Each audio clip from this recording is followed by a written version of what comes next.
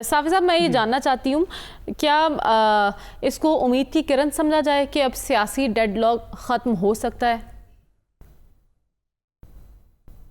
देखिए, उम्मीद की किरण तो वाकई ये बयान, अगर हम बयान की हद तक बात करें तो वाकई एक अच्छी बात है कि मुल्क के सिपह सलार नौजवानों को मुखातिब करते हुए नफ़रतों को ख़त्म करने का एक इंदिया दे रहा है, एक पैगाम दे रहा है।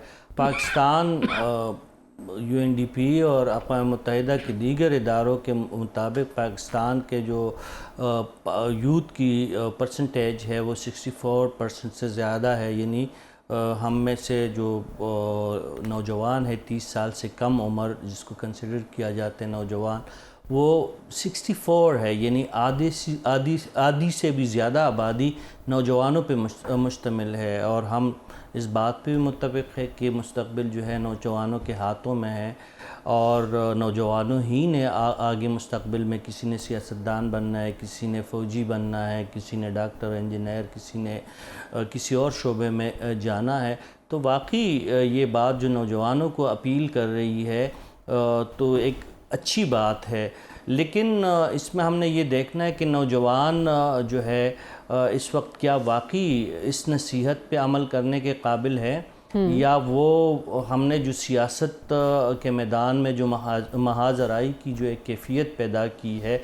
मैं किसी एक पार्टी को दोष नहीं दूंगा, लेकिन मैं उन पार्टियों को ज़्यादा मोरद इल्ज़ाम इसलिए ठहराऊँगा जिनमें ज़्यादा नौजवानों की तादाद है, जिनके सपोर्टर्स में ज़्यादा नौजवान है, कि उन्होंने नौजवानों की आबियारी उस तरह नहीं की जिस तरह उन जमातों का, उन ग्रोहों का हक़ बनता था। नौजवानों को देखिए, अब ये बात तो सही है कि अगर आप में सवाल करने का जुर्रत है या हौसला है तो इसका मतलब है कि आपके पास कुछ नॉलेज है, कुछ इल्म है, कुछ आपको एक रास्ते का तयन है, तो इसलिए सवाल किया जाता है।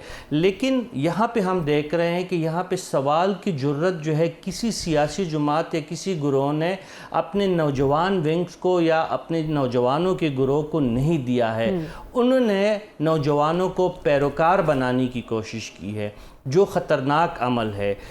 और इसका हम देख रहे हैं इस वक्त जो डिजिटल दहशतगर्दी की बात की जा रही है। हमने मोबाइल फ़ोन तो हर नौजवान के हाथ में पकड़ा दिया है, लेकिन उस नौजवान को हमने ये तौर तरीक़ा नहीं समझाया कि इससे आपने इल्म आगाही भी हासिल करने, बेशक आप इससे एंटरटेनमेंट भी हासिल करें, बेशक इससे आप सियासी शऊर और समाजी शऊर भी हासिल करें, लेकिन ये जो डिवाइस है, ये जो टेक्नोलॉजी है, ये गालम गलूच का नाम नहीं है। तो ये शऊर किसने देना था साफी साहब नौजवानों को? फिर दोहराए,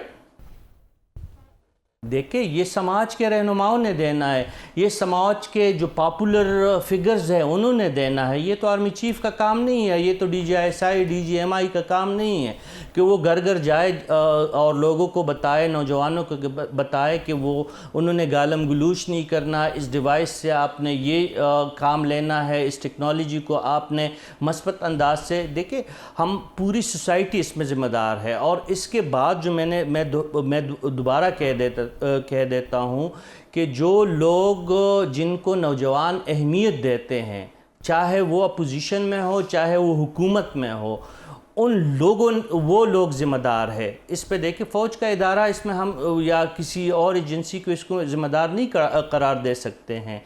क्या आज तक किसी लीडर ने अपने पार्टी के यूथ विंग को इस बात की कोई तरबियत देने का कोई एहतमाम किया है? जमात इस्लामी को एक एक्सेप्शनल केस रख लेते हैं चूँकि उनके सियासत में, अमूमी सियासत में वो किरदार नहीं है जो मुस्लिम लीग नून, PTI, पीपल्स पार्टी या JUI या दीगर जमातों का है।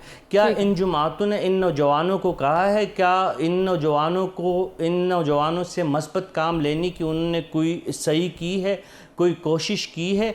आर्मी चीफ ने तो कह दिया है, लेकिन क्या हम इस बात पे अमल दरामद करने के लिए तैयार है? क्या ये जो मुल्क है इसमें नौजवान का वो किरदार है जो होना चाहिए? मैंने आपको बता दिया था शुरू में कि 60% आप इस तमाम तर सूरत हाल में सियासी टकराव, इंतशार और नफरत के फैलाव का जिम्मेदार सियासी लीडरान को करार दे रहे हैं।